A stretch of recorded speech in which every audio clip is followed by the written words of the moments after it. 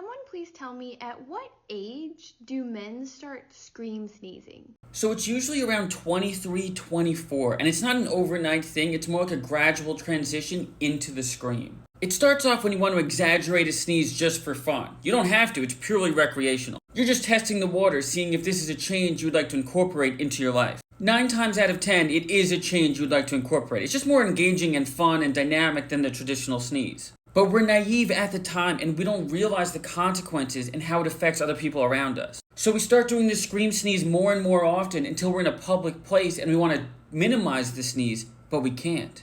Panic starts to set in as you realize that you can't go back to the way it was. You're officially a scream sneezer and there's nothing you can do about it. It's really quite tragic.